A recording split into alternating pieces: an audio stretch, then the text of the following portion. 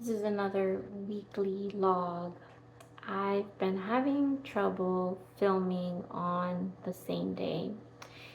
Um, Things are starting to get really blurry sometimes, Um,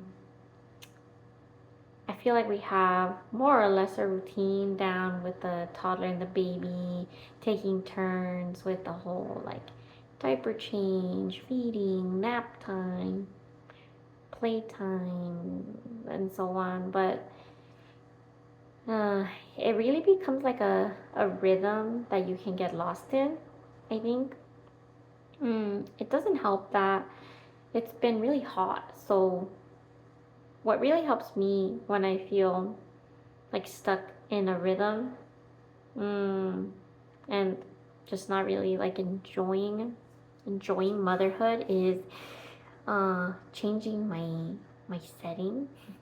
So going outside, looking at the sky, um, being around trees, around flowers. I feel like God's joy and God's wisdom really flourishes in those spaces, and it's kind of hard to connect with if you're inside the same space all the time. But since it's so hot, that's what I've had to do. So, um, thankfully, positive news, I'm moving in with my family soon. So, my mom, my dad, my sister, and my brother. And they say it takes a village, and it takes so much more. But a village, my extended family is not around, but my close, I guess, immediate family. I don't know. Would that count as immediate or extended now? I don't know. um, the family that I grew up with is going to be close and ready to help and supportive, and I couldn't feel more blessed, more thankful. At the same time, this opportunity would not have presented itself if I had not humbled myself and accepted the people that I grew up with as they are.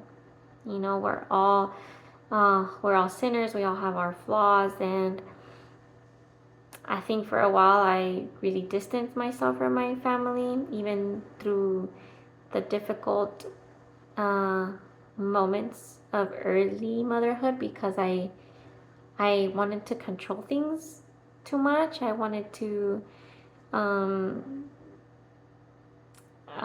I guess I just like assumed that I would not be able to parent my kids in a way that brought me joy with outside influences that I wasn't completely comfortable with or in agreement with. An agreement? I'm very sleepy. I've had no coffee today. I'm trying to not drink too much caffeine for the babies because the babies are still breastfeeding, so I'm not trying to make them all hammy and whatnot, but it is what it is. So yeah, I think because I was willing to let go of the ideal family that would be there in exactly the ways I want and need at all times, I was able to uh, gain some time with my actual family who does love me, does care about me, and loves my kids, cares about my kids. Um, that is a blessing. And it will be a very, very big learning opportunity for everybody. Um, and how to be compassionate and meet each other where we are, get to know each other once again. Kids are always changing. My 2-year-old is like 2 and 3 months now, I think. Like almost 2 and 3 months. Like almost 2 and 3 months. And he's having like a new teething spurt, so he's wanting to bite stuff, and we're getting to teach him, like biting people is not okay. So he's like changing. His mood's kind of not the best sometimes. He's very emotional. And then my 4-month-old is teething a lot. Gets super emotional about that, crying all the time. He's such a great sleeper, but it's hard for him during the day because he's teething. So, where am I going with this? I guess I can see the light. I feel like God doesn't let you down when you feel like you are, you know. I'm thinking of like if you've watched Cars. I watch Cars every day with my 2-year-old. So Cars, when McQueen is like inching to the finish line with like his like unchanged tires and he's like barely there and his tongue's like, I want to make it to the end. Today kind of felt like that. It's feeling like that. My toddler took a late nap, but I just let him because I'm tired. It's a little selfish in that sense, and I'm gonna see if I can maybe squeeze in like a 10-15 minute nap myself while the 4-month-old sleeps too. Sleep deprivation is still very much a thing, and my head hurts at some point of the day, almost every day at this stage. But don't be like concerned for me. I know it happens because of that, and I know it will get better as you know this part of the momming experience moves on. I think like probably around 6 to 8 months it will get better. Yeah, I don't sound very excited. I hope this is a pick me up for you. I hope you're like doing laundry or dishes or, I don't know, exercising because you're a super cool mom and you somehow made it a priority.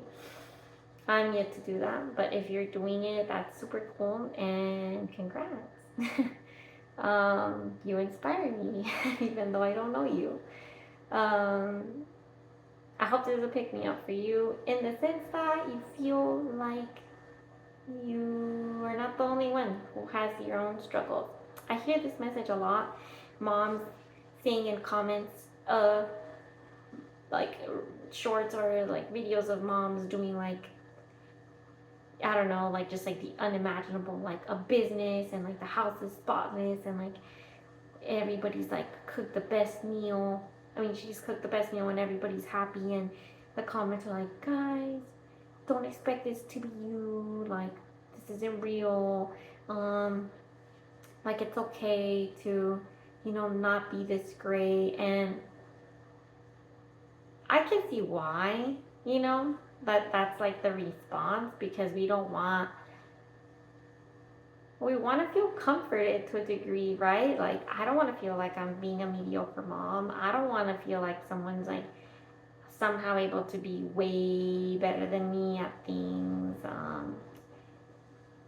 But I'm not sure that that's like a pick me up. I'm not sure that that cheers anyone up. I just think it almost feels like it keeps you in like the slump of like, it's okay to be surviving and not thriving. And although I think there are moments in which that's the case, and it very much feels that way, depending on, how much money you have and who you have around to help you and how you feel mentally and emotionally. I feel like we should be celebrating moms for what they can do, and instead pushing moms to go beyond their limits, because that's where the strength really is and shines. And I think we should be doing that in the comments instead of getting nitpicky and trying to lower the bar. We should try to raise each other up and meet the bar and go beyond the bar. Like today, you know what? Maybe instead of taking that nap, I need to go take a shower. Yeah, maybe you should go take a shower. Do something today that you think you cannot do, like at all. You're like, I have 2% energy. This requires 5. I cannot do it. And prove yourself wrong, because that's how you grow. God has trusted you with these little ones. And it's the little things that he trusts us with that show how we will take on the bigger challenges. I forget what part of the Bible this is, but I know if you read your Bible, you know what I'm talking about. Parable of the dishonest steward or something. I don't know. Anyway, I know you know. Have a good day. I'll check in next week.